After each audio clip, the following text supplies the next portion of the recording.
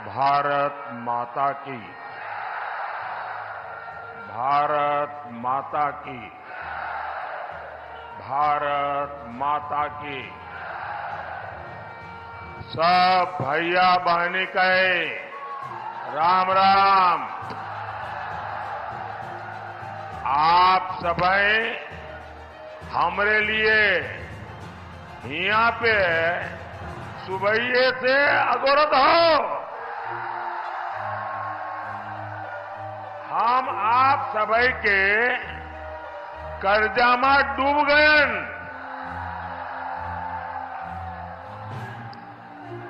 आपके इस कर्ज को मैं और ज्यादा मेहनत करके चुकाऊंगा।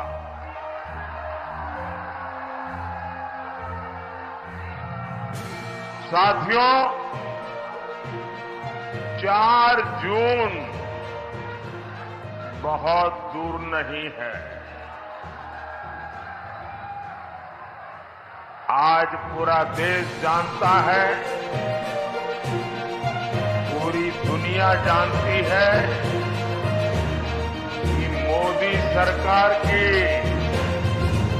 हैट्रिक बनने जा रही है।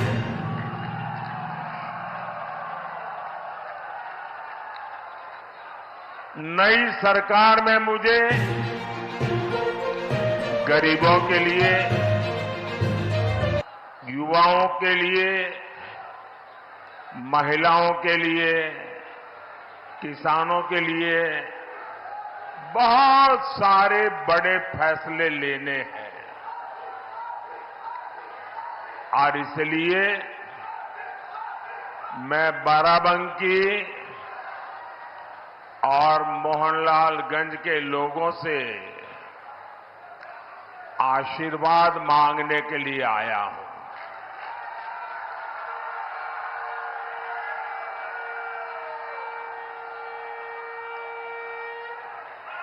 साथियों, आज आपके एक तरफ देश हित के लिए समर्पित बीजेपी एनडीए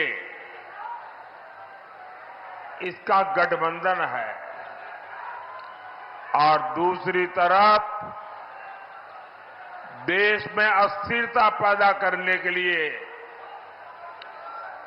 इंडी गठबंधन मैदान में है। जैसे जैसे चुनाव आगे बढ़ रहा है, ये इंडी वाले ताश के पत्तों की तरह बिखरना शुरू हो गए हैं।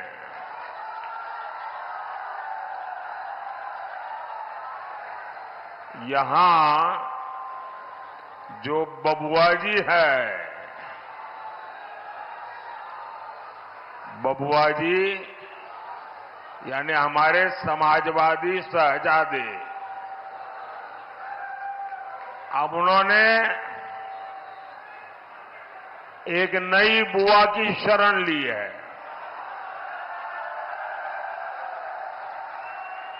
ये उनकी नई बुआ जी है बंगाल में। और ये बंगाल वाली बुआ जी ने कह दिया है, इंडी वालों को कहा है कि मैं आपको बाहर से सपोर्ट करूंगी। इंडी गठबंधन की एक और पार्टी ने दूसरी को कह दिया है, खबरदार,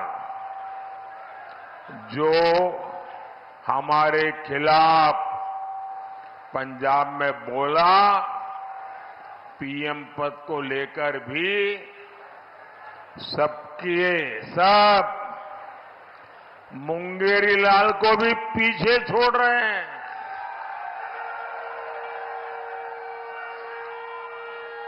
इनके सपनों की इंतहा देखिए।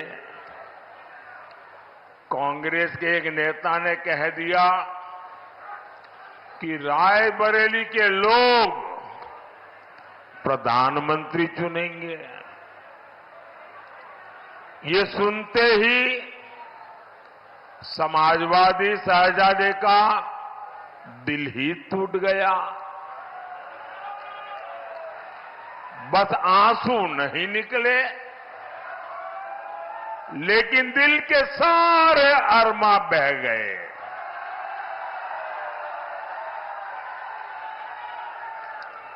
अब आप बताइए,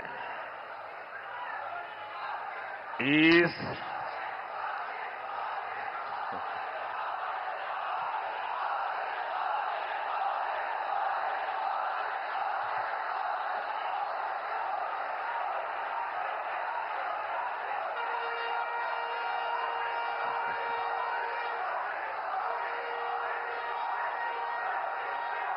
आप सब लोग इतने तेज तरार है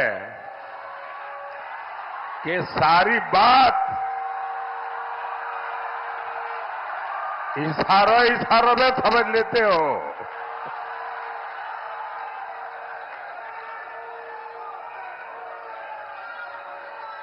अब आप बताइए,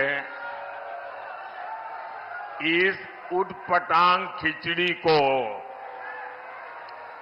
आप लोग वोट देकर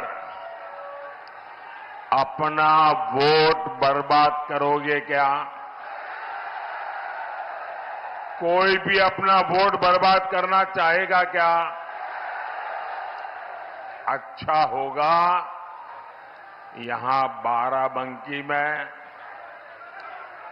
मोहनलालगंज में भाजपा का सांसद हो। भाजपा सांसद आपके लिए दिल्ली से और लखनऊ से ज्यादा योजनाएं लेकर आएंगे। भाजपा सांसद यहां के विकास के लिए ज्यादा काम करेंगे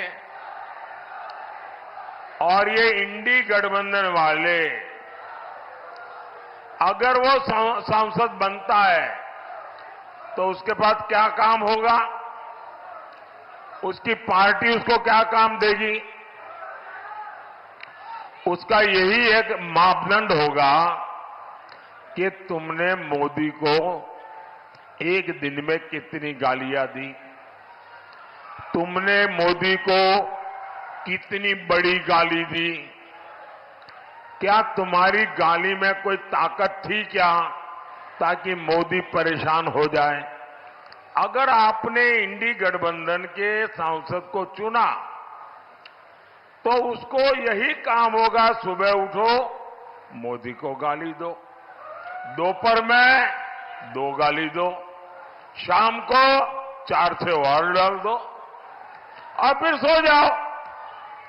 आप मुझे बताइए भाई, आपको अपने घर में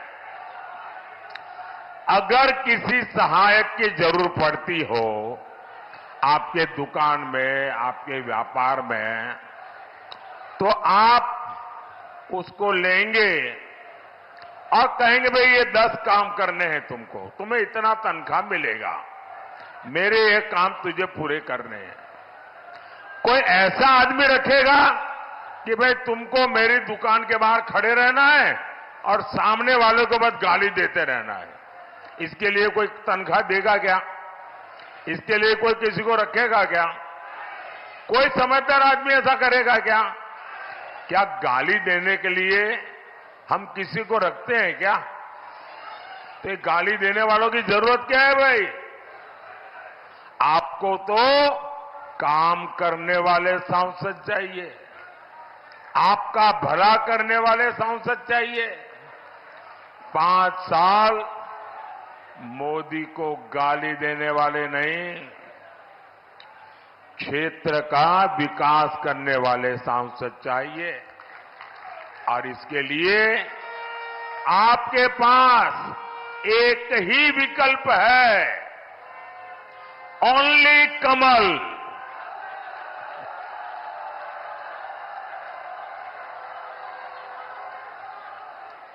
और इसलिए बाराबंकी से बहन राजरानी रावत जी और मोहनलालगंज से भाई कौशल किशोर जी को हर बूथ पर विजयी बनाना है।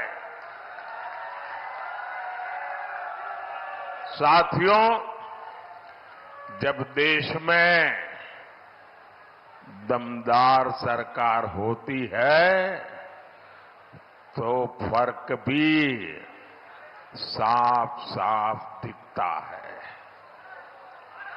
कमजोर सरकार का क्या है? आज है, कल नहीं है।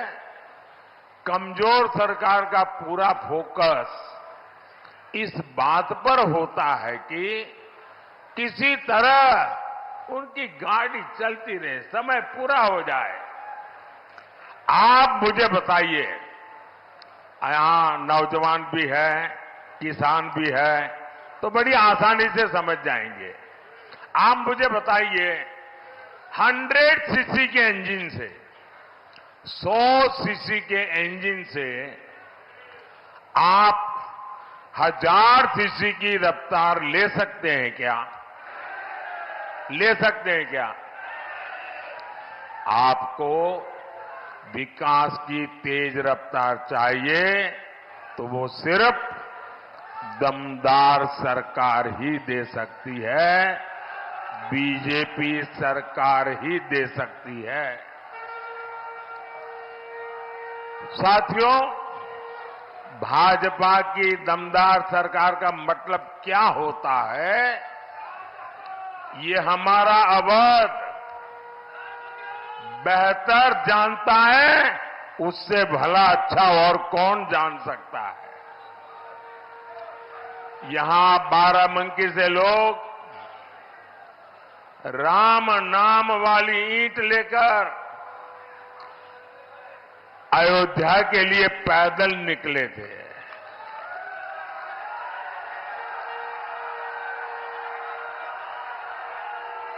जो पहली बार वोट डाल रहे हैं, जो युवा है, उन्हें पता ही नहीं होगा 500 साल के इंतजार के बाद, 500 साल का इंतजार, ये इतिहास की बहुत बड़ी घटना है कि पीढ़ी दर पीढ़ी हमारे पूर्वज संघर्ष करते रहे, बलिदान देते रहे, त्याग की पराकाष्ठा करते रहे। 500 साल के बाद, और वो दिन याद कीजिए, लोग जब हमारे रामलला को टेंट में देखते थे, उनके आंसू नहीं सूखते थे और लोग सरकार को जितनी भद्दी भाषा में गालियां दे सके देते थे। लेकिन आज 500 साल का इंतजार खत्म हुआ कि नहीं हुआ? 500 साल का इंतजार खत्म हुआ कि नहीं हुआ? रामलला भव्य मंदिर में विराजित हुए कि नहीं हुए? किसके कारण? किसके कारण? किसके कारण? किसके कारण? अरे भाई, मोदी मोदी मत करो, ये तो आपके एक वोट के कारण हुआ है। ये आपके वोट की ताकत है, जिसने एक दमदार सरकार बनाई, एक मजबूत सरकार बनाई और आपका 500 साल का इंतजार समाप्त हुआ। आपका वोट 500 साल का इंतजार खत्म कर सकता है।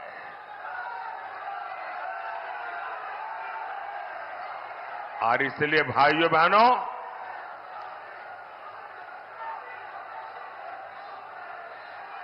कमल के निशान पर बटन दबा के आगे भी ये दमदार सरकार बनानी है और दमदार फैसले भी लेने हैं।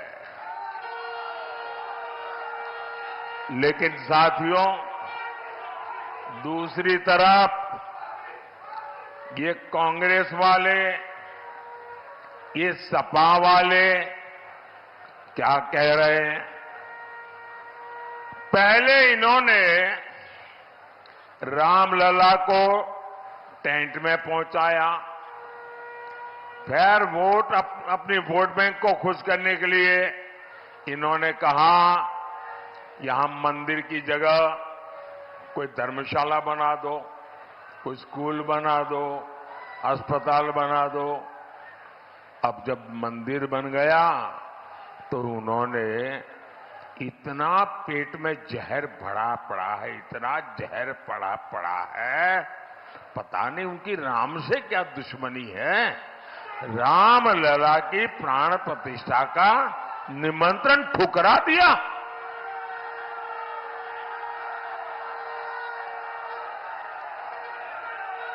अब यहां सपा के बड़े नेता यहां तक कहते हैं, और वो भी रामनवमी के दिन कहते हैं, ये राम मंदिर को बेकार बताते हैं, भद्दी भद्दी बातें करते हैं। और कांग्रेस तो राम मंदिर पर सुप्रीम कोर्ट का फैसला पलटने की तैयारी कर रही है। सपा कांग्रेस वाले, जब मैं ये कहता हूं ना कि भाई कांग्रेस में ही रहने वाले एक नेता ने कहा है कि वे लोग ये कोर्ट का निर्णय पलटना चाहते हैं। कुछ लोगों ने, यार ऐसा तो कैसे हो सकता है, भ्रम में मत रहिए। देश जब आजादी का आंदोलन कर रहा था ना, और देश के टुकड़े करने की बात आती थी, तो देश का हर व्यक्ति का नहीं यार, देश के टुकड़े थोड़े होते हैं, देश के टुकड़े होते हैं। हो गए कि नहीं हो गए? इन्होंने कर दिया कि न कर दिया? ये किसी भी हद तक जा सकते हैं जी। इनका ट्रैक रिकॉर्ड ही ऐसा है। इनके लिए देश वेश कुछ नहीं है।